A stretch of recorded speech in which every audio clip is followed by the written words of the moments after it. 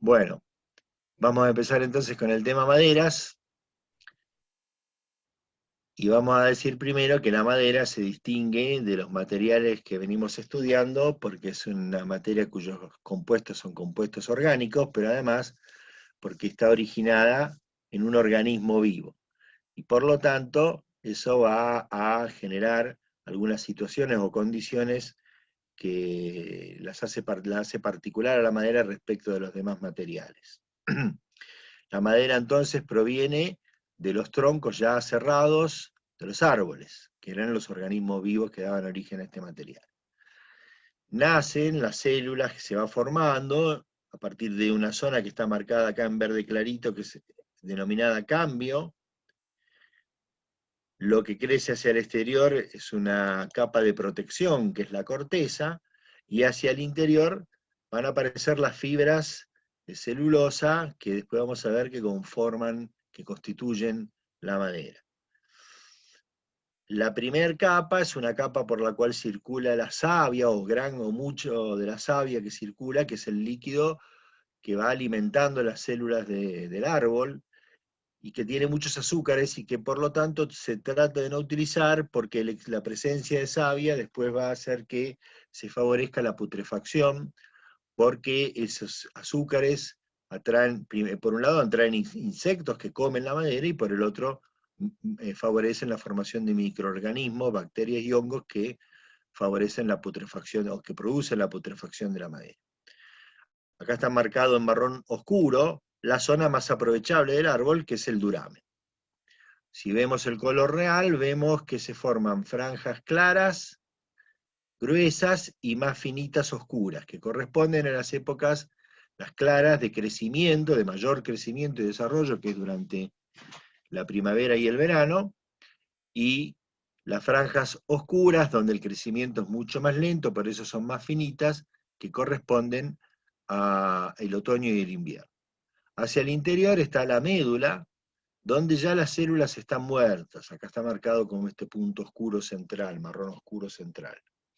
En los árboles más antiguos, esta médula puede ser más importante, más gruesa, y posiblemente también es un material que hay que descartar para el uso como madera. Bueno, les decía que uno de los componentes son las células de celulosa, que en peso conforman el 60% de la madera. El 30% es la lignina.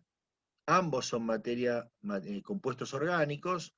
La lignina actúa como una especie de adhesivo natural que va a vincular las fibras de celulosa, que ahora vamos a ver cómo se conforman, y el resto son otras sustancias, el 10% restante en peso, como resinas, sales y otros compuestos que puede tener la madera que necesita el árbol para su crecimiento. Acá vemos la molécula, este sería el monómero, y después va conformando un polímero, conjunto de moléculas de celulosa vinculadas por puentes de hidrógeno. Bueno, o sea que es, como vemos, un compuesto orgánico del carbono. Bueno, estas células de celulosa tienen forma tubular, son como tubitos. Entonces, a medida que el árbol crece hacia arriba, se van subiendo un tubito arriba de otro, una célula de celulosa sobre la otra, y va conformando una fibra de la madera. A su vez van creciendo esas fibras hacia los costados, o sea, es el crecimiento a lo ancho del árbol. Eso que veíamos recién con los anillos de crecimiento. Y la lignina va vinculando estos tubos, estas fibras que se conforman con las células de celulosa, entre sí, actúa como una especie de pegamento natural. Y de esta manera se genera esta estructura fibrosa o en fibras de la madera, la cual, como vamos a ver a continuación, le da una serie de características muy importantes. Como dijo, creo que lo dijo Nadir, una de las características es que la madera se comporta de forma anisótropa, porque tiene distintos componentes. Y básicamente y principalmente, en cuanto a la resistencia mecánica, es muy importante si las fuerzas que se le van a aplicar a la pieza de madera son en el sentido de la fibra, en donde la madera presenta buena resistencia. O sea, si yo tracciono la fibra o comprimo las fibras en la dirección de las fibras, la madera presenta buena resistencia mecánica. Un poquito mejor a la tracción que a la compresión, porque al comprimirla tienden como a separarse un poco, a fallar la vinculación por la lignina, pero de todos modos es muy parecida a la resistencia y es buena a la tracción y a la compresión. Por supuesto que es menor que la resistencia desde ya que puede tener el acero o el hormigón, por ejemplo, pero podemos encontrar maderas de buena resistencia. Sin embargo, como les digo recién, si le aplico las fuerzas en sentido transversal a las fibras, ya sea tangencial a los anillos de crecimiento o radial a los anillos de crecimiento, en ese caso responde mucho peor la madera. Por lo tanto, vamos a ver después que una pieza de madera que tenga buena capacidad resistente, no importa tanto si la madera es dura, que es cuando las fibras están más apretadas, sino que importa más que las fibras se mantengan rectas y paralelas al eje según el cual voy a aplicar las fuerzas. O sea, después lo vamos a ver el mismo dibujo, pero bueno, lo hago ahora, lo anticipo acá el dibujo. Si yo tengo una viga, una pieza que es una viga, esperen que voy a poner un poquito más gruesa el trazo. Esta es mi viga.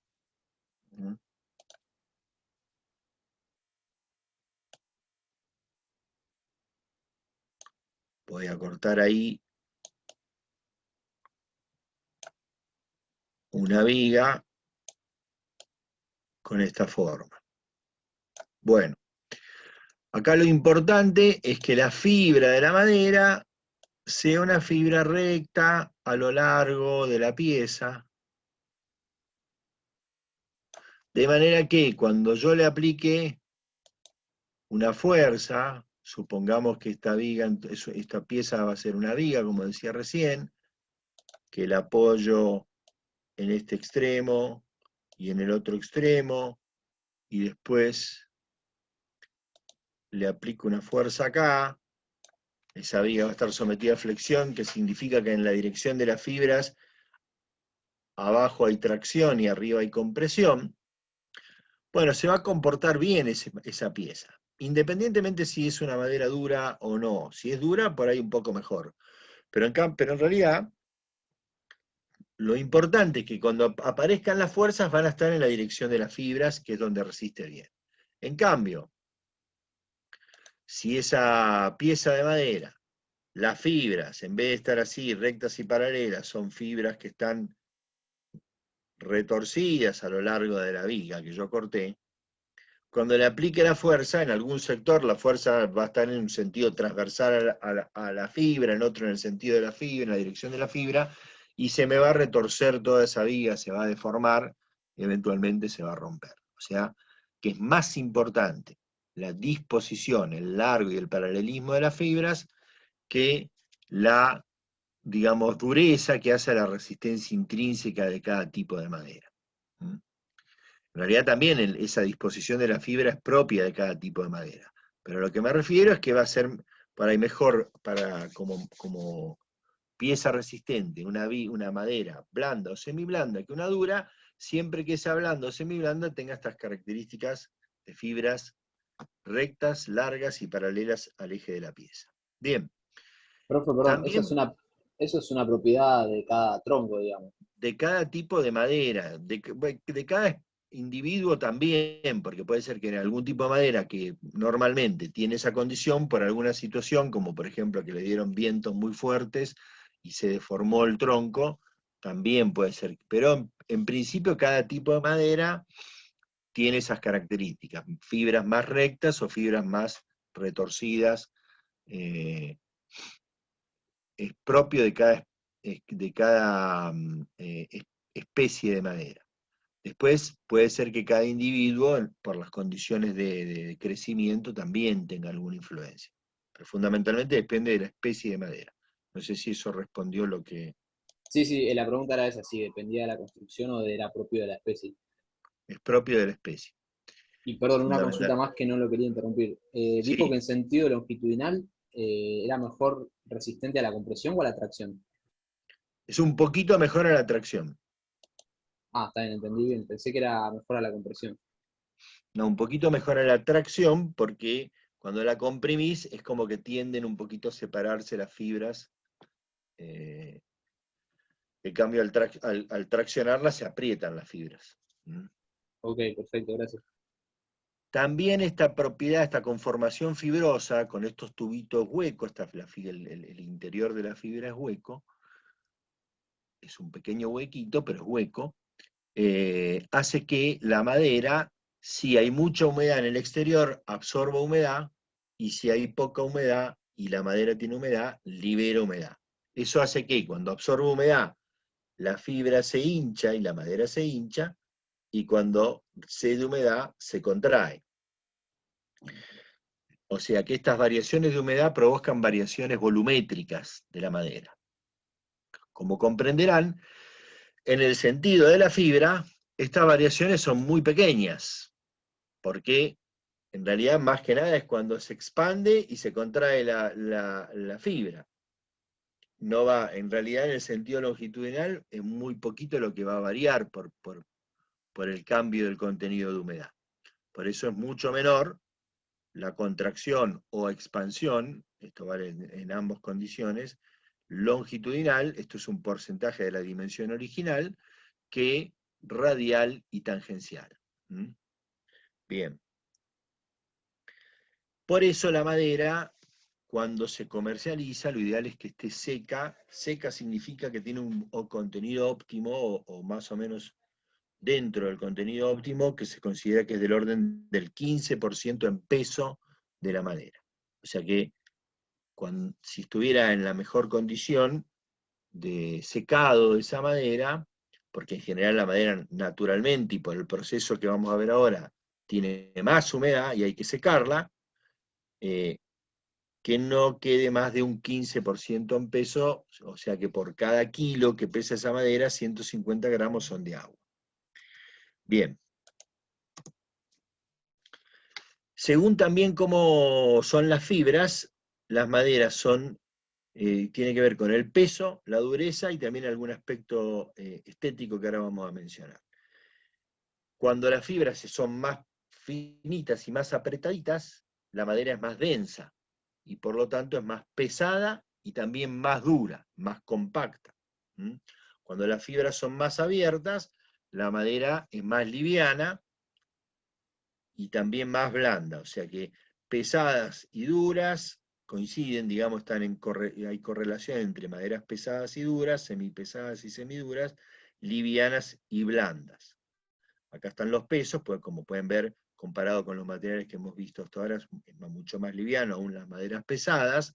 Recuerden que en el acero hablamos de 7.800 kilos por metro cúbico, en el hormigón 2.400 o 2.200 si es el hormigón sin acero, pero hay igual diferencias sensibles entre maderas livianas y pesadas. La dureza, normalmente la forma más común de medición de dureza es a la penetración, es un ensayo que hay una esferita de acero que se hace penetrar, se la aplica una fuerza para que penetre y se mide cuánto penetra esa esfera en la pieza de madera, en la probeta. Ese ensayo se llama dureza Hanka. Creo que se hace en tecnología de los materiales cuando tenemos laboratorio y presencialidad, ¿no?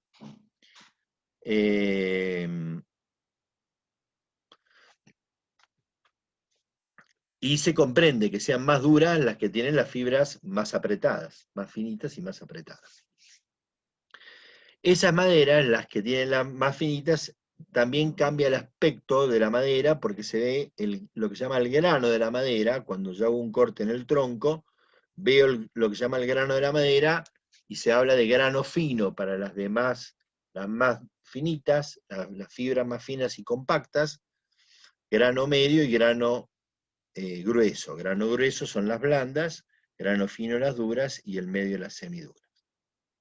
También la fibra influye en otro aspecto, que es el veteado. Así como ese desvío de la veta, de la fibra recta es buena para estructuras y la fibra retorcida es mala, para el aspecto estético de una pieza de madera que va a quedar a la vista, por ahí interesa ese dibujo de la veta, puede ser algo favorable en ese aspecto. Y finalmente está la coloración, que esto no es una regla. En general, las maderas duras son más oscuras y las más blandas más claras, pero puede haber excepciones, hay muchas excepciones a esa regla, por eso deja de ser una regla. Pero en general es así. Bueno, acá ven algunos aspectos, según especies, de colores, de fibra, diferencia en el dibujo de la fibra, etcétera, etcétera. En ninguna evaluación en la que hablemos de madera le vamos a pedir que nos mencionen ninguna especie. Todas las menciones que hay acá de especies de madera son para que ustedes tengan una información, tanto acá que es lo visual, como después en la parte de aplicaciones que vemos al final de la clase, se mencionan especies de maderas naturales. Eso es para que la información que tengan ustedes, no para que nos la tengan que comentar o explicar en alguna evaluación.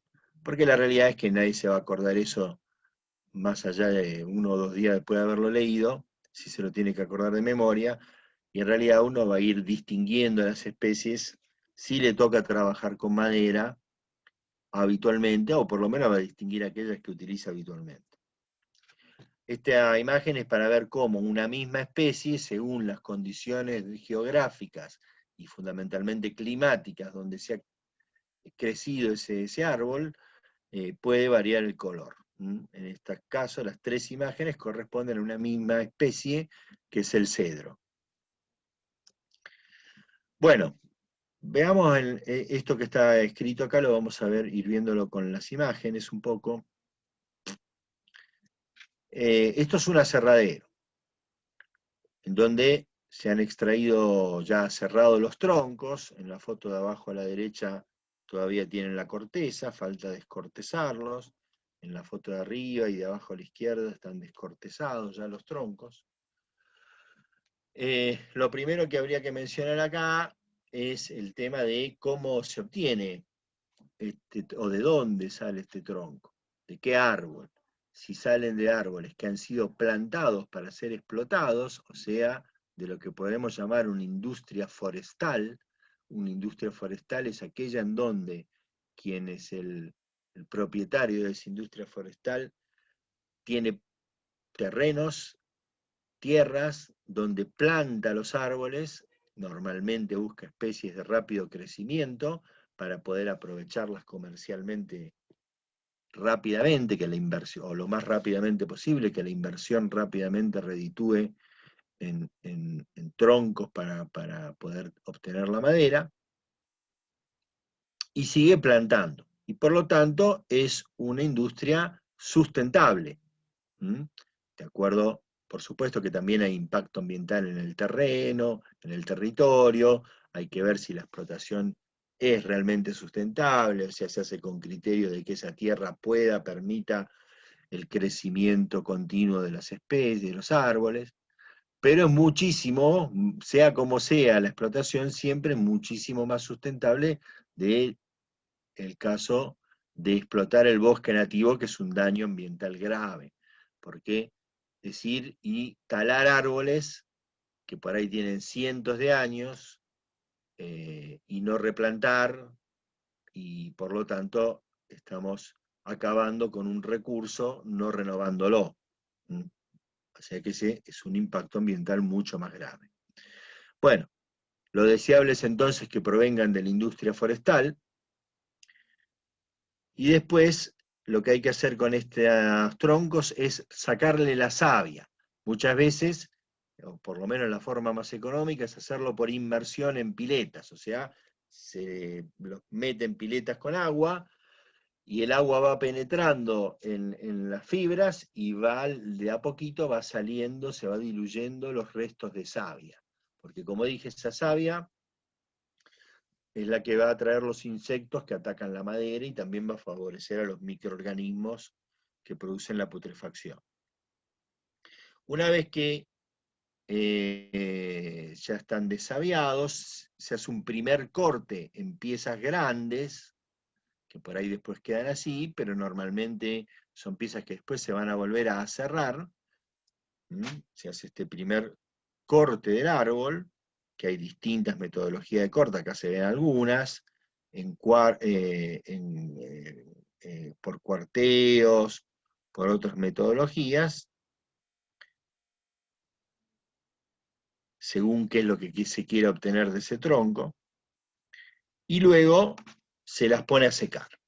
El secado más económico es al aire, separando las piezas entre sí, puede ser expuestas al aire directamente, con lo cual el problema es que cuando llueve se vuelven a mojar, no es que van a tomar toda la humedad, pero no es lo más conveniente, y lo mejor es en un galpón aireado, donde corra el aire, pero que esté techado.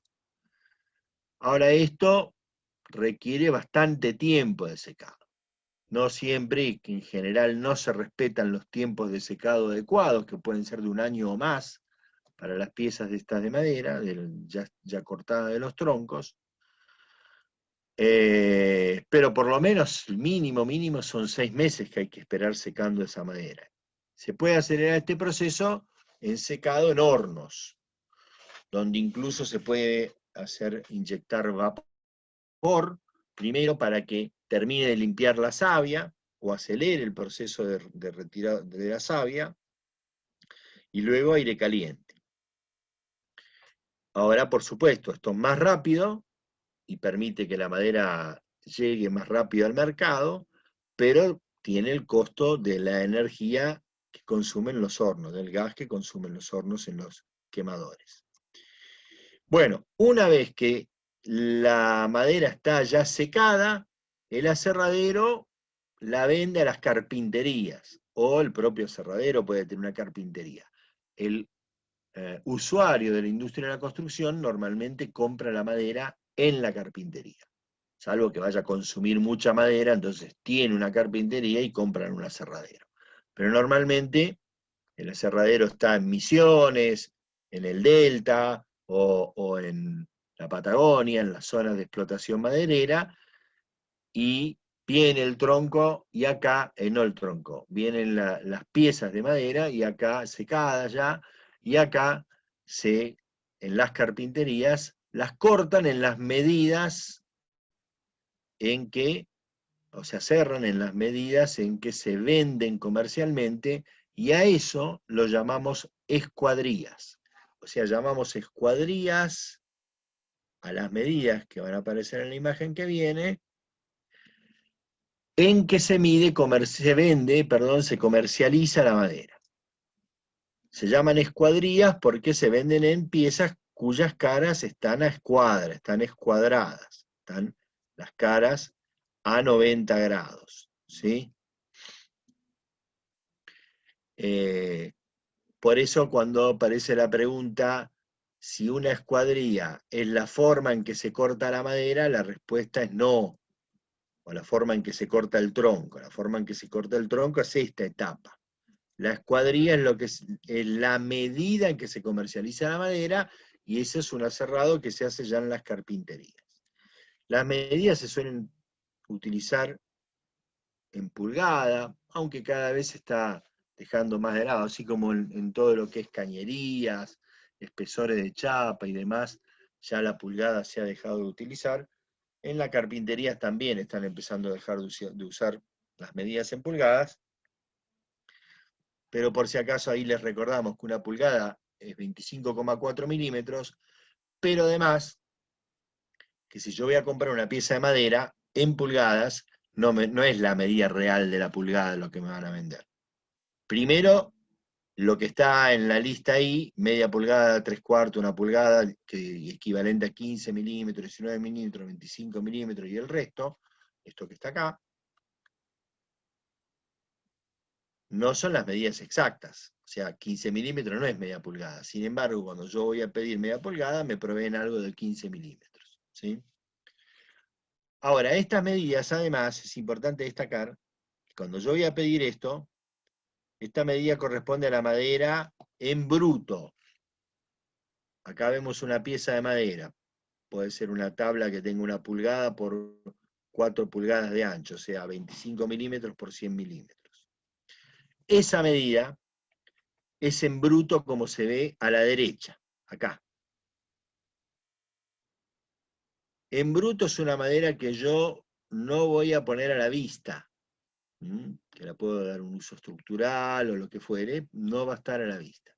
Si va a estar a la vista, yo necesito la madera cepillada, o sea que pase por esta máquina que es una cepilladora, que tiene una cuchilla acá, que va girando y se pasa la madera y se le retira toda esta pelusa, esta veta levantada que tiene acá, que es la madera en bruto. Acá esta madera, esta pieza cepillada, ya está lista para después lijarla y barnizarla, lijándola con lija más gruesa y después más fina. Lo que pasa es que si yo voy y pido una pieza que me den tantos metros de tabla de 1 pulgada por 4 pulgadas o 25 milímetros por 100 milímetros cepillado, me van a dar esa pieza de madera, pero en la medida final va a ser más chiquita, va a tener más o menos 2 milímetros menos por cara, o sea, va a tener 20, digamos, 22, 21 milímetros de espesor y 96, más o menos 97 milímetros de altura. ¿Sí? O sea, tengo que saber que cuando la pido cepillada va a tener una medida menor a la escuadría que me están vendiendo. ¿Se entiende? ¿Eso tiene alguna razón, profe? Y la razón es que al cepillarlo pierde un poquito de espesor. Esa es la Claro, razón. cobrarlo, digamos. Y cobrarlo porque a vos te dicen, te vendo esta madera. Y porque el carpintero, ¿qué hace con lo que le saca esto? Claro. No, lo vende por ahí como viruta, vamos a ver que se puede usar la viruta para alguna de las cosas para las que se puede usar la viruta. Pero la realidad es que como madera no le sirve. Sí, sí. Bien. Bueno, acá hay algunos nombres tradicionales y medidas tradicionales de piezas de madera. Listones, que son los más chiquititos, alfajías. Las alfajías, fíjense que acá hay una medida, por ejemplo, yo podría tener una alfajía de 1 pulgada por 3 pulgadas. O 1 por 4, pongámosle.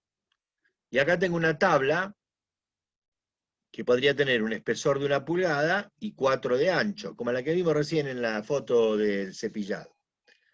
Y entonces, ¿por qué si la misma medida en un caso es alfajía y en otro es tabla? Bueno, primero porque esto no es científico, y segundo porque normalmente se habla de alfajía, o se dice que se usa una alfajía cuando está dispuesta al revés que como está puesta acá la tabla. O sea que cuando la use, la voy a usar con el lado más chico abajo y en vertical el lado más grande. Ahí en esa disposición se habla de alfajía. Bueno, después tengo piezas más grandes, que son los que voy a usar como puntales cuando hable ahora de encofrado, los que se disponen en forma vertical para soportar cargas. Las medidas más habituales de los puntales son de 3 por 3 pulgadas, que son 7,5 por 7,5 centímetros, hasta los más grandes 6 por 6 pulgadas, o sea, 15 por 15 centímetros. Cuando aumento el espesor de 1 pulgada para arriba, de este tipo de piezas, estoy hablando en vez de tabla, de tablones. Y piezas más grandes que los tirantes ya son vigas. Bien, tampoco es un tema que le vamos a tomar, dígame cuál puede ser la medida de una alfajía.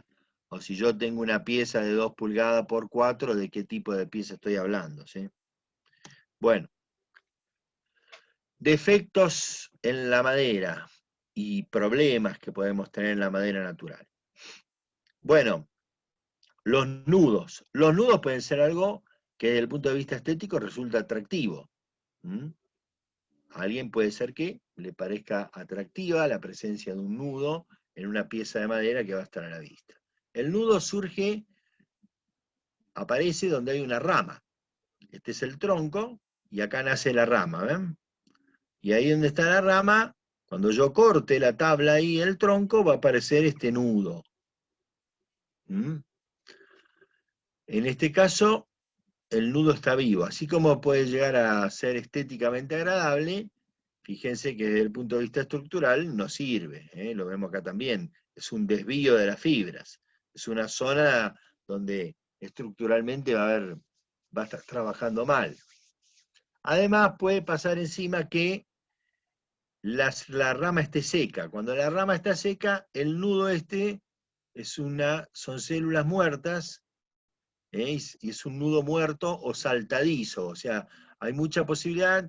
Las células muertas son como muy, muy rígidas, pierden toda elasticidad, y hasta a veces pasa lo que estamos viendo acá, como que se agrietan.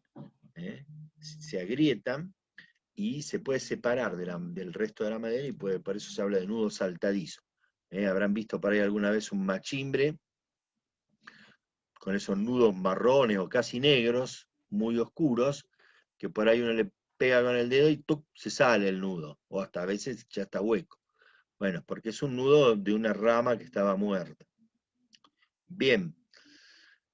Otro problema pueden ser estas grietas que vemos en esta imagen, que aparecen por ciclos de congelamiento y descongelamiento. Así como vimos en el hormigón, cuando hablamos del incorporador de aire, de que un hormigón que está expuesto al exterior, que absorbe humedad por alguna razón, en contacto con el terreno o el rocío, y penetra la humedad y está en una zona que por la noche baja la temperatura bajo 0 grados, días como los de ahora, se congela el agua ahí adentro y al congelarse se expande y ejerce presión. Y eso al otro día se descongela, después se congela, se descongela y así sucesivamente.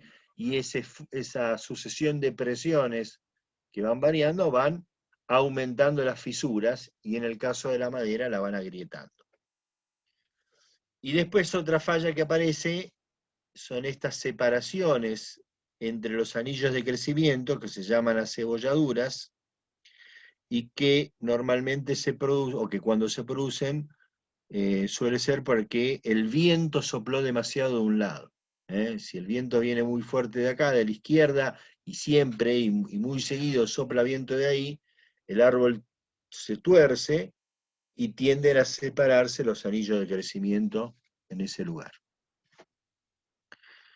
Bueno, todas estas son fallas de la madera, especialmente si va a tener uso estructural, o sea, las que vemos acá no sirven para uso estructural directamente.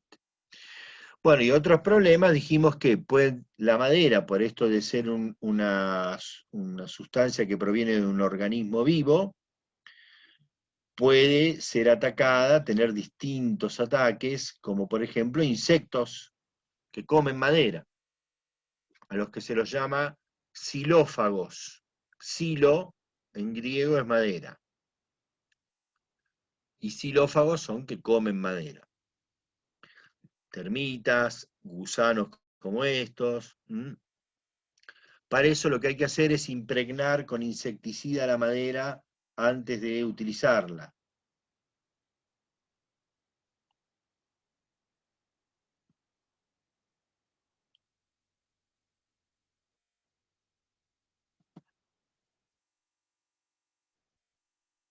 Disculpen que contesto algo acá.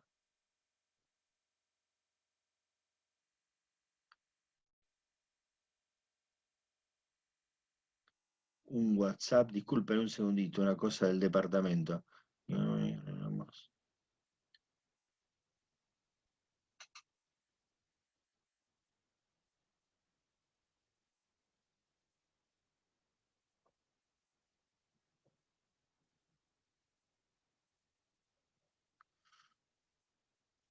Bien, Otra situación es la putrefacción por la acción de hongos y bacterias, microorganismos. Esto hace que estos se proliferan con la presencia de humedad, por eso la humedad ataca la madera. Así que yo debo protegerla de que se impregne de humedad la madera, que se moje exteriormente, por esa porosidad, por la presencia de las fibras. Ya vimos que favorece la absorción de madera, entonces la tengo que proteger con pinturas, ya sea barnices, lacas si va a quedar a la vista, o esmaltes sintéticos. Por eso cuando llega algo de madera a una obra, normalmente lo primero que se hace, se le puede poner el insecticida, pero además se trata de pintarlas, aunque no va a ser la pintura definitiva, al menos colocarle algo que se llama una barniceta. Barniceta es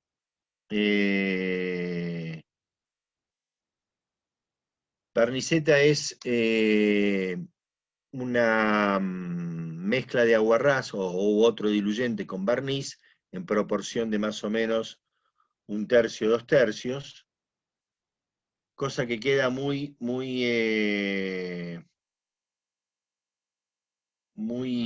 diluido, pero esto permite que se impregne fácilmente en la madera, en los poros de la madera, y ya le da una protección bastante importante inicial, especialmente porque si la vamos a tener en obra, en las obras al principio, durante buena parte de la parte inicial de la obra, las obras son bastante húmedas, ¿no?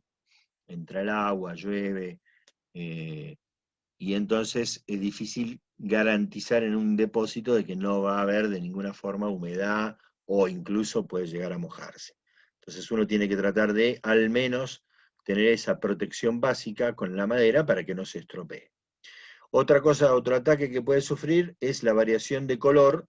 Las más oscuras se aclaran, las más claras se oscurecen por acción de la radiación UV, o sea, dentro de la radiación solar, la longitud de onda más corta o o mayor frecuencia son los rayos ultravioletas que producen este cambio de coloración. Vemos acá el ejemplo en la foto, hay un piso de madera que tenía una alfombra. Donde estaba la alfombra, que no le llegaba la radiación solar, se mantuvo oscura, y donde le pegó la luz del sol de la ventana, se aclaró. Bien. Bueno, hasta aquí la madera natural. Ahora, hay otros productos en el mercado que son lo que llamamos maderas industrializadas. La madera industrializada es obtener un producto cuya materia prima es madera, pero con el cual hago un proceso industrial y obtengo un producto distinto, nuevo. ¿Con qué objeto? Ahí mencionamos los tres principales. Obtener piezas de madera que no puedo obtener de un tronco por sus dimensiones, fundamentalmente placas, o sea, elementos de gran superficie y pequeño espesor que no puedo sacar de un tronco. Obtener piezas que tienen una propiedad, que mejoran las propiedades de la madera. Por ejemplo, aumentan su resistencia, o puedo obtener piezas que me proveen resistencia mecánica que no podría lograr de una pieza de madera natural sacada de un tronco. Como vamos a ver ahora los casos de elementos estructurales de madera compensada, o las placas de multilaminados, que me pueden proveer un elemento superficial que tiene resistencia a la flexión en las dos direcciones. Y finalmente aprovechar restos de madera que salen de otros procesos o de los aserraderos. Yo recién hablé de la viruta, por ejemplo, de una carpintería, para obtener nuevos productos. Como vamos a ver ahora enseguida, estas maderas industrializadas se pueden obtener usando piezas de madera, o sea, listones, tablas, tablones, usando hojas o láminas de madera o usando partículas de madera.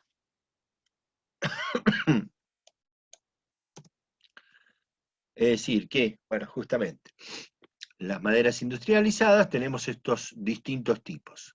Las que surgen de vincular o utilizar y vincular partículas de madera, que pueden ser desde viruta más gruesa hasta polvillo, acerrín, para obtener las placas de aglomerado o de MDF. Utilizar láminas de madera, hojas muy finitas de madera, para obtener los multilaminados o los que son de menos capa que se llaman terciados. Utilizar piezas de madera, encolar piezas de madera, tablas, tablones, listones, que es el caso de las maderas compensadas. Y finalmente el caso del hardboard, en el cual uso trozos pequeños en general de madera, pueden ser desde viruta hasta algunos restos más grandes, que los voy a descomponer para obtener una placa, que es lo que se denomina hardboard, que enseguida vamos a ver cómo se obtiene. Bueno, arrancamos con los tableros de partículas, o sea, obtenido como en el de la imagen del medio o la de acá, dentro de la inferior, la de arriba, con virutas, con restos más gruesos, o con partículas más finas, con acerrín, como el MDF. Conceptualmente es lo mismo, nada más que varía el tamaño de la partícula y la presión que voy a aplicar al obtener esta placa. Se fabrican placas. Placas, acá tenemos algunas dimensiones, de ancho 1,83 m, distintos largos, distintos espesores, donde vemos que la placa, el ancho y el largo, es muy superior al espesor. Por ejemplo, 1,83 m por 4 metros, y con espesores de 6 a 25 milímetros. Entonces se hace un molde con las dimensiones de esa placa, y en ese molde se meten las partículas con cola, con una cola, que puede ser sintética u orgánica, se aplica presión y calor.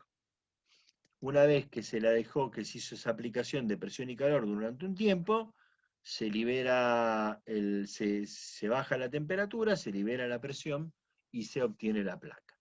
Las colas pueden ser, como dije, orgánicas o ureicas, o colas fenólicas o sintéticas. Estas últimas resisten mejor la acción de la humedad. Sin embargo, en el caso de los aglomerados, cualesquiera que sea, aunque sean colas fenólicas, no se pueden utilizar en contacto con humedad, porque las van diluyendo a la cola y por lo tanto se van desprendiendo las partículas, ¿sí?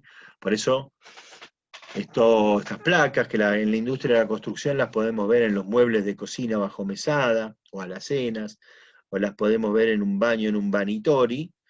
Si hay una cañería o una grifería que gotea y pierde, y ese goteo llega a la madera, a la placa esta de aglomerado o de MDF, con el tiempo se va a ir rompiendo, se va a ir dañando y disgregando las partículas y rompiéndose ese mueble, esa placa.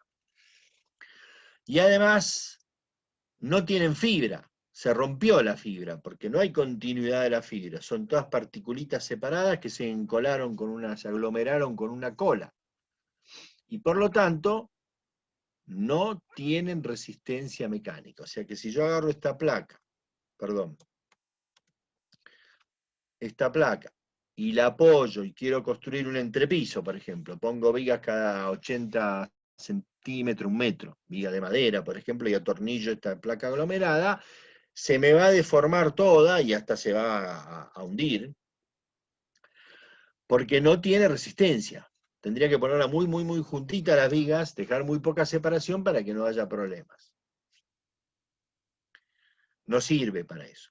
¿Por qué? Porque no hay fibra.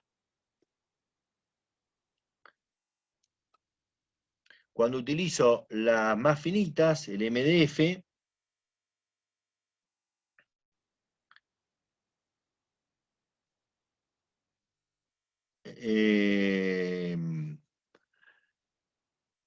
como es más compacto, tengo la posibilidad de moldearlo, no solamente haciendo placas, sino haciendo piezas con algunos formatos más particulares, como por ejemplo una moldura para esto es un zócalo, para usarlo como un zócalo o como un contramarco, o puedo hacer una puerta como esta, que después tiene un laminado plástico, ahora vamos a ver lo del laminado plástico, o incluso puedo llegar hasta a maquinar alguna moldura, digamos, no tan compleja como esta, pero puede llegar a soportar algún grado de maquinado. ¿Qué es esto del maquinado? En una tabla, en una mesa como esta, cuando hago un moldurado, esto lo hago normalmente para piezas de madera natural, en vez de tener una cuchilla que está girando acá, lo que tengo es una pieza, un eje, con una cuchilla que gira, pero en sentido vertical, en vez de horizontal. Acá está la cuchilla. Esa cuchilla está girando verticalmente y yo paso la madera, en realidad la cuchilla está más separada, como para pasar la madera y que la cuchilla vaya marcando la madera, haciendo la moldura. La cuchilla esta en realidad no es recta, el borde externo de la cuchilla, sino que, supongamos que esta es la cuchilla, acá está el eje, y acá tengo la moldura que yo quiero, que yo quiero reproducir en la pieza de madera. Supongamos que esa es la moldura, ¿sí? Entonces paso esa pieza de madera y me hace esta moldura. La cuchilla va girando y al pasar la madera va marcando la moldura. La voy pasando varias veces hasta que se conforma la moldura. Bueno, con una moldura no tan compleja se podría llegar a moldurar una pieza de MDF. En cambio, con un aglomerado se desgrana totalmente, no hay forma de hacer eso en un aglomerado. Se rompe totalmente. Bien, acá vemos que puedo tener, el aglomerado puede tener algún tipo de revestimiento plástico. Antiguamente se usaba la fórmica, que era toda una lámina, un revestimiento que se pegaba a la madera. En cambio, actualmente ya normalmente no se usa eso, y nos encontramos con un revestimiento melamínico, que es un papel, por eso puede tener un dibujo de una veta,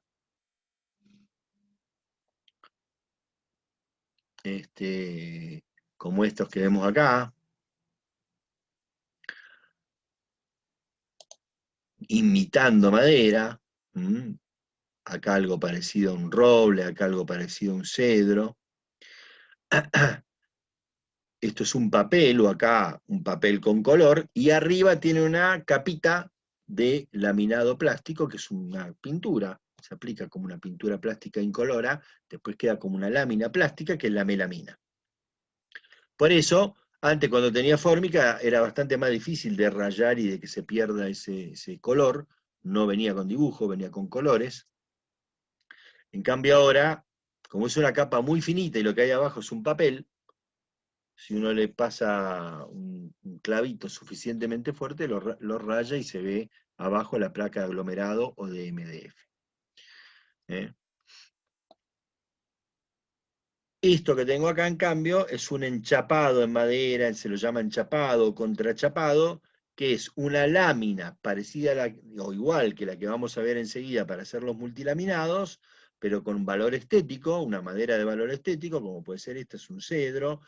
Esta es algo en nuestro mercado, no hay en nuestro mercado y en nuestra geografía, no hay robles, no se plantan robles. Hay una madera cuyo aspecto es bastante parecido al roble americano o al roble europeo, que se llama cerejeira, pero en el mercado se vende como roble.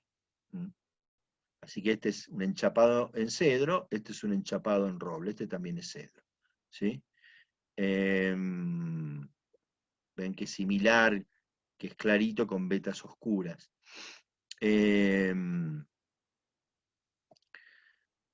Esta es una chapa extraída de un tronco de cedro o de un tronco de cerejeira, como vamos a ver enseguida, que son similares a las que se usan para hacer multilaminados. Lo que pasa que normalmente para la placa de multilaminados se usan maderas más económicas y externamente, igual que en el caso este del aglomerado, también se puede pegar una lámina de una madera más vistosa si va a quedar la placa a la vista.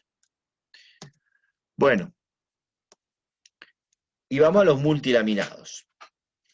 Bueno, estos multilaminados se obtiene de la siguiente manera.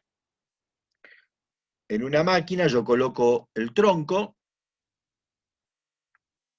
que va girando el tronco, la máquina acá es como un torno que lo fija y lo hace girar al tronco, y lo hace pasar por una cuchilla. Entonces esa cuchilla va desprendiendo una lámina finita de madera. Pero ¿qué particularidad tiene esta lámina que la hace especialmente interesante? Que perdón, esperen que cambio de trazo. Que la fibra de la madera que yo tengo acá se conserva en la lámina. La lámina conserva la fibra, por más que es finita la lámina, la fibra por supuesto es mucho más fina. Así que conserva la fibra de madera. Esa fibra conformada por los tubitos de celulosa. Y por lo tanto, yo después voy a encolar estas láminas. Perdón.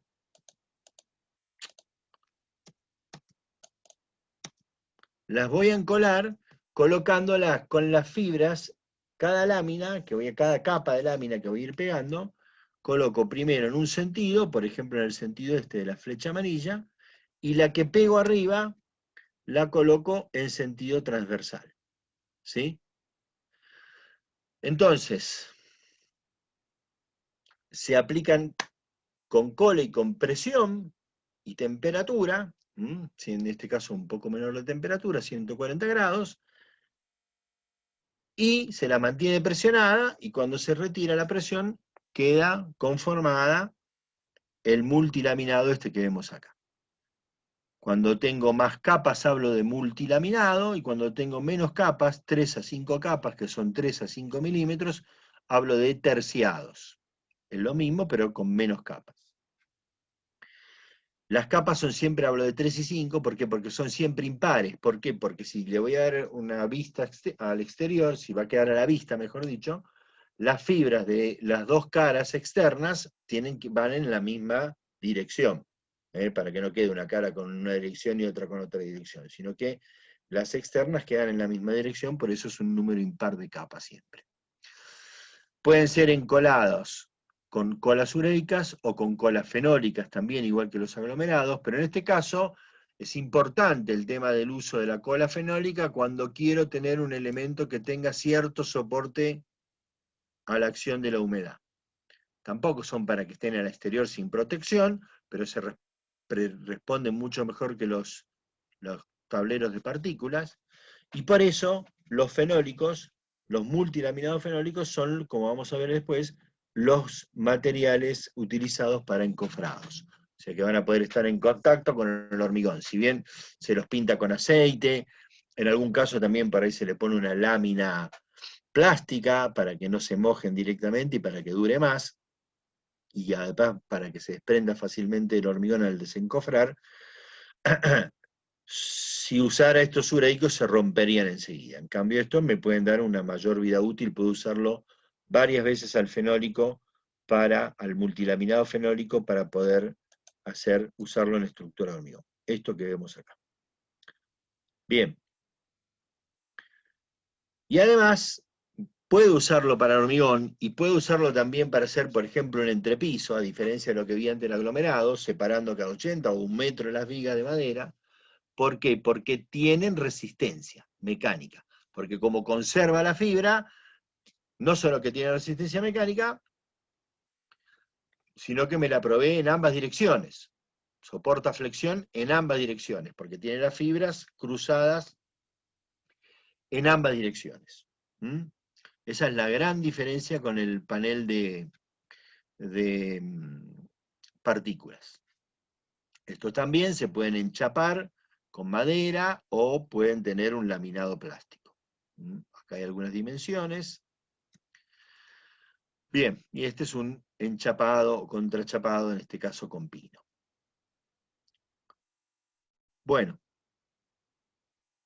pasamos al caso de las maderas compensadas, en donde lo que voy a encolar ya no son ni partículas ni láminas, sino piezas de madera, listones, tablas.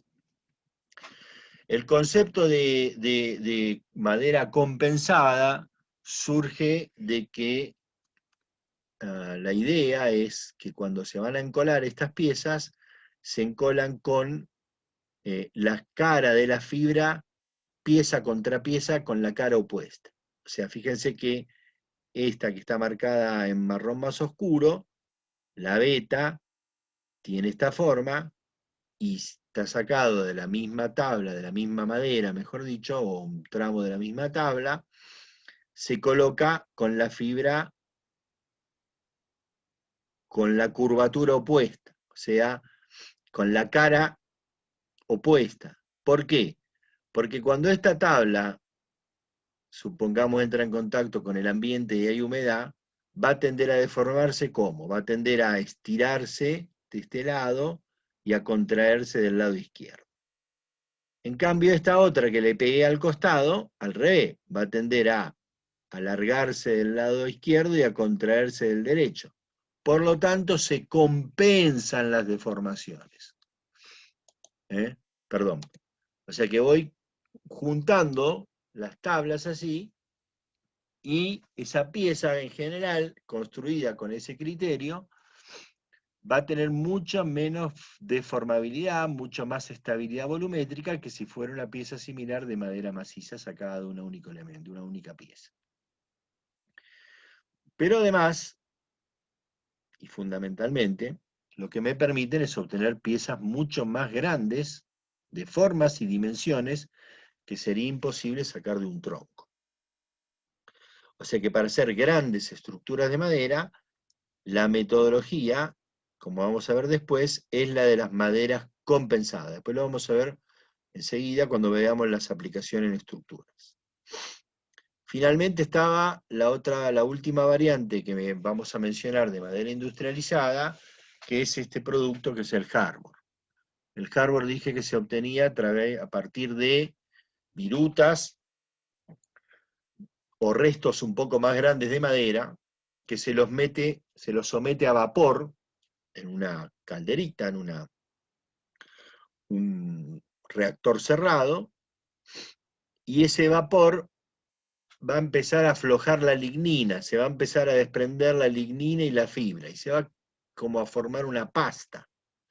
Esa pasta después se lleva a un molde y se forma la placa. Se presiona y se forma la placa. Y la placa me queda como algo parecido a un cartón prensado de este color marrón oscuro, que tiene poca resistencia, o sea, no sirve desde el punto de vista de la resistencia mecánica, tampoco puede estar en contacto con la humedad, pero es muy buen aislante térmico y acústico porque queda muchos espacios vacíos, mucha porosidad y elasticidad entre las fibras una vez que quedó moldeado eso. Así que se puede aprovechar por esas propiedades, es mucho más económico además que las demás placas que hemos visto hasta acá. Por eso se usa para los fondos de los muebles, ¿sí? Se le hace un laminado plástico en la cara que va a ir a la vista, y la parte de atrás que no se va a ver, de ese mueble de cocina, de ese placar, lo que fuera, queda el hardware a la vista. O por sus propiedades fonoacústicas, por esta capacidad de aislación, absorción de las ondas sonoras, por la porosidad que tiene, lo vemos en la parte posterior de los parlantes. Por ahí lo ubican por ahí al material. También se lo puede utilizar para hacer placas acústicas, rasos acústicos, revestimientos que absorban el sonido, por ejemplo, en una en una sala de audición o en una discoteca para que no salga el sonido para afuera o para que no reverbere el sonido interiormente y no se encimen las ondas sonoras, sino que salga más limpio el sonido en una sala de grabación. Son algunos de los usos para hacer también paneles divisorios, porque es muy liviano, entonces se puede hacer una estructura metálica de aluminio o de madera y colocar este elemento como para generar la superficie del panel, y se lo puede utilizar también para puede darse también ese uso. Bien, vamos a mencionar ahora algunas maderas, algunas consideraciones, tanto de la madera natural como industrializada, para estos 4 usos. Para estructuras, para carpintería, es decir, para marcos y hojas de puertas y ventanas, para pisos y para encofrados. Como les dije antes, acá se mencionan algunas de las maderas naturales que pueden utilizarse para estos usos, en este caso para estructuras, y como les dije antes, esto está para información de ustedes, pero no para que se los vayamos a tomar en un examen. Bien.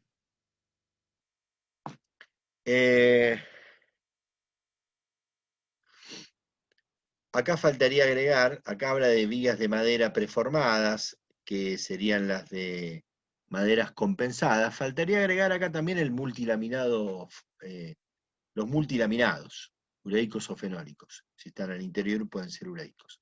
Que también, como dije, pueden usarse para hacer un entrepiso. También es una propiedad, un uso estructural. Faltaría agregar eso acá. Bueno, como dijimos antes, para la madera natural, lo principal es que la madera tenga fibras rectas, largas, en todo el largo de la pieza de madera y paralelas al eje, para que puedan transmitirse los esfuerzos en la dirección de las fibras, que es donde tiene buena resistencia a la tracción y la compresión. Por eso, no importa tanto que la madera sea blanda o dura. Por ejemplo, el pino Paraná o el pino Brasil son excelentes maderas para estructuras, el viraró también. Y por ahí son mejores que estas otras que son duras, porque todas ellas, por eso se mencionan como maderas para estructuras, tienen fibras rectas, paralelas y largas, pero al ser más blandas, son también más fáciles de trabajar y de poder encastrar y vincular las piezas entre sí. Entonces puede llegar a ser que sean mejor un pino Brasil o un viraró que las otras para su uso en función estructural. Y después vimos el tema de las maderas compensadas para obtener piezas que no podría obtener de ninguna forma de un tronco. ¿Puedo curvar la madera? Sí, puedo curvar la madera. Estas piezas han sido obtenidas encolando listones o tablas que han sido curvadas. ¿Cómo se curva? Se someten a vapor, se afloja la lignina, como se empieza a ablandar la lignina, como dijimos que pasaba con el hardware, sin llegar a que se diluya, sino que se ablande. En ese caso se la mete a la pieza en el molde con la curva que yo le quiero dar y se la presiona, se la sostiene presionada en el molde, con prensas, y se deja que se enfríe. Y cuando se enfrió y se secó, se saca la prensa y la pieza conserva la lignina, se solidificó en esa posición y entonces quedó curvada. Por supuesto que es una curva razonable, no es que le puedo hacer un moño a la madera. Pero puedo ir generando en moldes piezas que van dándome las curvaturas y después las voy a encolar para obtener un arco o viga curva, como quieran llamarlo, como esta que estoy viendo acá. Imagínense, si yo quiero sacarla de un tronco, es imposible. Ni puedo cortarla, ni puedo agarrar y curvar un tronco de 1 metro de diámetro, ¿no? Piezas como estas, vamos a hablar cuando hablemos de estructura, de que puedo construir estructuras muy grandes con madera, de grandes luces. Miren esta que tenemos acá, compárenla con este camión. Imaginen la distancia que hay de punta a punta, la luz libre que genera este arco, la altura, el ancho que tiene acá, o el espesor de este arco. Bueno, es una estructura enorme. Lo que no voy a poder hacer es, como vamos a ver en su momento, construir en altura con la madera. Pero sí puedo hacer estas cosas con maderas compensadas, encolando piezas de madera.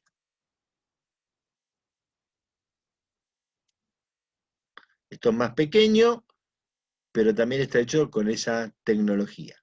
Cada una de estas barras de reticulado, de esta cabreada, o estas vigas, o estas columnas, están hechas también con maderas, con tablas encoladas. Esta foto no tiene nada que ver con la cuestión de las maderas compensadas, sino con el tema del comportamiento de la madera frente al fuego, que no lo mencionamos antes. ¿Qué pasa con la madera y el fuego? La madera es combustible, por lo tanto va a favorecer la propagación del fuego, es decir, que se va a empezar a quemar y como es combustible, va a propagar el fuego, va a trasladar el fuego a otros puntos del foco, de donde era el foco, porque se va quemando esa pieza. Ahora, si es un elemento estructural que tiene suficientes dimensiones, como esta viga que se usó para este ensayo, es un ensayo al fuego que se hizo, ¿qué pasa? Tarda en quemarse. O sea, si bien propaga el fuego, tarda en quemarse, se empieza a carbonizar la superficie de la madera y se va quemando muy lentamente, se va consumiendo muy lentamente. Como un tronco que uno tira en una fogata, en un fogón, y por ahí está toda la noche y al día siguiente está todavía el tronquito ahí quemándose, sin consumirse.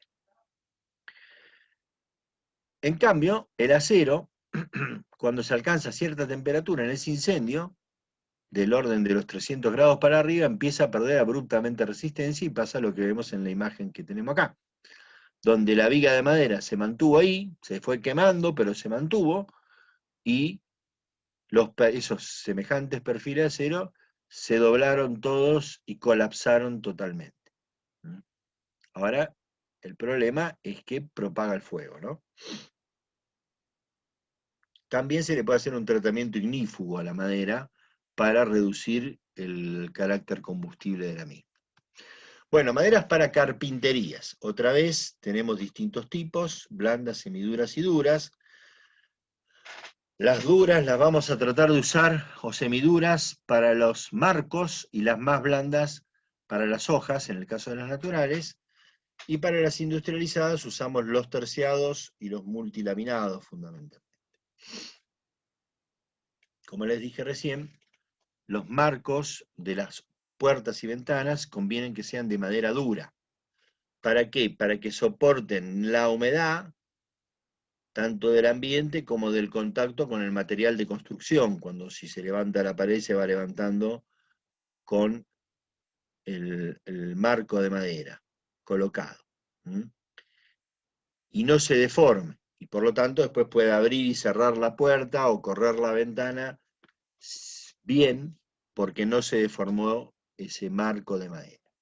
En cambio, la madera que se usa para hacer las hojas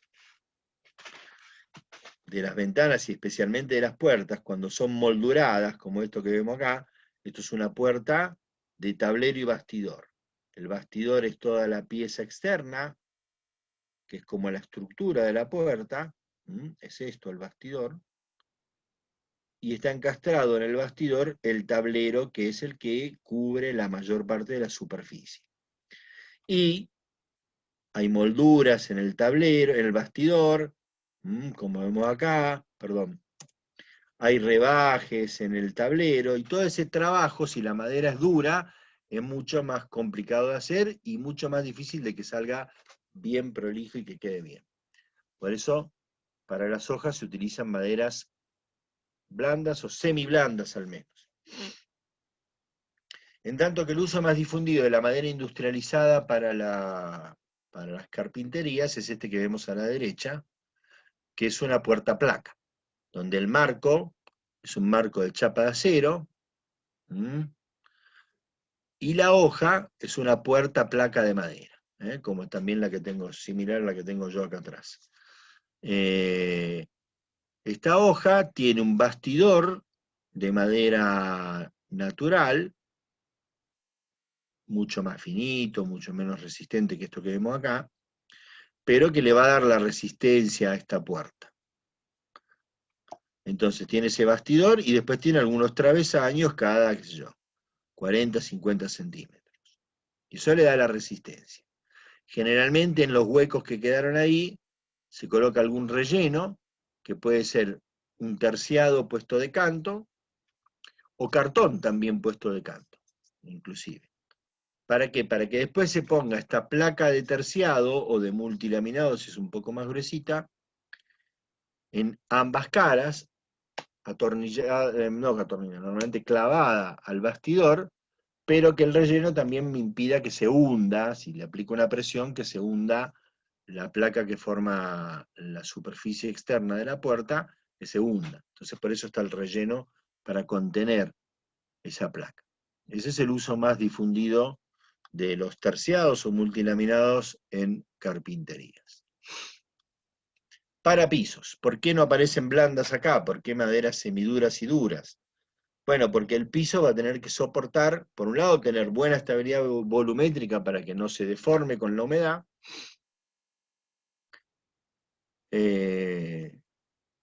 y por el otro lado va a tener que tener dureza para que no se desgaste, no sufra abrasión. Así que por eso se usan maderas duras o semiduras, generando piezas de distintos formatos. Parquet son las más chiquititas, por eso son las más económicas, son también más finitas. Estas pueden ser clavadas, pero también pueden ser pegadas contra una carpeta. Baldosas de madera, un poco más caras, o entablonados como este, que se los llaman tarugados porque se colocan con tornillos y se le pone una tapita, un tarugo de madera para cubrir el tornillo. Bueno, como les dije, es fundamental, no les dije que tiene que tener buena resistencia, buena estabilidad volumétrica para que no se deforme por la humedad, pero justamente por eso es fundamental que la carpeta sobre la cual voy a encolar o atornillar o clavar este piso de madera tiene que estar perfectamente seca, tiene que haber pasado el tiempo suficiente como para que se haya evaporado toda la humedad excedente del mortero de cemento o del mortero de cal con el cual hice esa carpeta. Porque cualquier poquito de humedad que queda, por más que yo proteja la madera, que la madera sea seca, que la madera sea excelente, se me va a deformar, se me va a torcer, porque esa humedad no tiene a dónde salir y se va a impregnar finalmente en la madera y la va a deformar. Así que es muy importante que esté seco el sustrato donde el cual voy a fijar ese piso de madera. Y la gran ventaja de este piso de madera natural es que tiene cierto espesor, especialmente, obviamente, acá mucho menos, acá más y acá mucho más.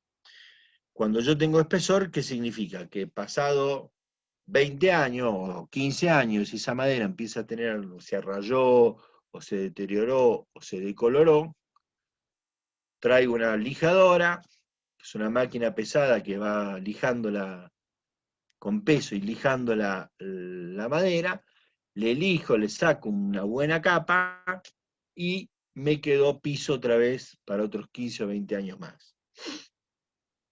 Después se lo pinta con pintura, se hace un plastificado, que son pinturas transparentes con endurecedores para que no se raye fácilmente la madera, para que la proteja, y tengo un piso nuevo otra vez. Lo que veo a la derecha es una variante de pisos industrializados, con madera industrializada. Una posibilidad es agarrar un fenólico y atornillarlo a la carpeta, como si fuera lo que vemos a la izquierda, y tengo un piso también con un fenólico. Otra posibilidad es hacer estos pisos flotantes, en donde estas tablitas son tablitas que están maquinadas, que pueden ser o de aglomerado, de partículas, de las más finitas, tipo MDF, o pueden ser de madera natural, pero también maquinadas. Por eso, como son muy finitas para poder maquinarlas ¿para qué? Para generar el encastre que va a presión, o sea, de este lado, esta tabla tiene una hembra y acá hay una lengüeta macho, entonces yo la meto a presión ahí, se mete a presión, tiene también a veces algunas como una presilla, un ganchillo metálico del lado hembra, que permite que encastre mejor, que se fije mejor. Generalmente, no generalmente, son productos importados porque no tenemos la maquinaria en nuestro país para hacer ese tipo de maquinado. En el caso de los que son de partículas, tienen un laminado plástico para darle el aspecto estético que se desee, y en el otro puede ser la madera natural directamente. Pero esto no se puede después cepillar si fuera madera natural porque es muy finito. Y se llama flotante el piso porque se van encastrando y queda toda una placa, todo encastrado, y apoyada, sin encolar ni sin fijar a la carpeta, sino apoyada sobre una manta entre la carpeta y las piezas encastradas. Es una manta de espuma de poliuretano, por ejemplo, ¿eh? Que le da, que absorbe las posibles irregularidades de la carpeta para que quede perfectamente plano, y aparte le da un andar bastante confortable sobre ese piso. Y finalmente llegamos a la madera para encofrados. La madera natural, las primeras que están ahí puestas en color gris, están puestas así porque son muy caras. Pino Brasil ni se consigue, y Pino Paraná es demasiado caro para usarlo en un encofrado. Lo podemos ver, como dije, en una estructura, pero no en un encofrado. El pino chileno y el saligna son mucho más baratos. De los dos, el más barato es el saligna, por eso es el que vemos casi siempre. Saligna, que es un eucaliptus, una especie de eucaliptus. El pino chileno se llama también insigne. Le digo esto porque por ahí se confunden, ven por ahí en algún texto insigne y saligna y puede llegar uno a confundir pensando que es lo mismo. El insigne es el pino chileno y la saligna, que es un eucaliptus, es otra madera, que de todas estas es la más económica y es la que normalmente se ve. Y como elemento industrializado, ya mencioné el multilaminado fenólico. Ahora, ¿qué uso se le da? En todo encofrado puedo distinguir dos funciones. Necesito algo que sea lo que le dé la forma a la losa, a la viga, a la columna, que es lo que se llama, es una superficie que me va a generar la superficie de la losa, o los costados y fondo de viga, o los costados de la columna. Y esa superficie se cubre con algo, y a eso se lo llama, a esa superficie, el perímetro mojado. Se lo llama así porque es lo que va a estar en contacto con el hormigón, y es lo que da la forma a la pieza de hormigón. En el caso de la madera natural, el perímetro mojado lo puedo hacer con tablas. Y en el caso de la industrializada, con multilaminado fenólico. Y después necesito algo que soporte, que sostenga ese encofrado. Las piezas horizontales que lo sostienen se denominan soleras, y las verticales son los puntales. Entonces, en el caso de madera natural, puedo hacer el perímetro mojado con tablas y las soleras y puntales con tirantes de madera, como esto que veo acá. Tablas para formar la superficie de una losa, soleras horizontales, puntales verticales hechos con tirantes de madera. Todo madera natural. O puedo recurrir a un tablero de losa hecho con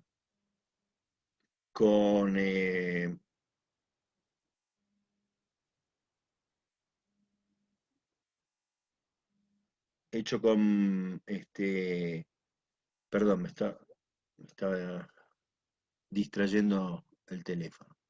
hecho con multilaminado fenólico, ¿sí?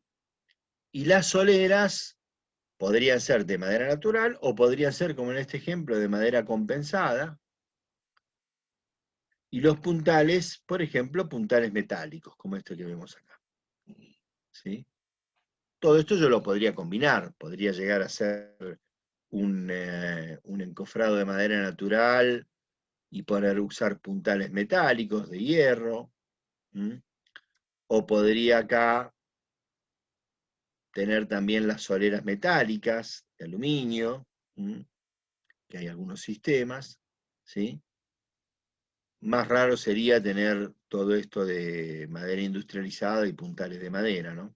Eso sería bastante más extraño. Estos sistemas generalmente se alquilan a empresas proveedoras de sistemas de encofrados. No el multilaminado fenólico, muy común tener también, lo que no dije, la variante, que esa es muy común, de reemplazar las tablas por un multilaminado fenólico, porque es mucho más fácil, más rápido, cuando hago este encofrado de losa, o el de la viga, o lo que fuera, preparar con multilaminado fenólico y después hacer la estructura soporte con tirantes de madera, soleras y puntales con tirantes de madera. Bien, y hasta acá llegamos con el tema madera. No sé si tienen alguna consulta para hacer de todo lo que vimos o comentario.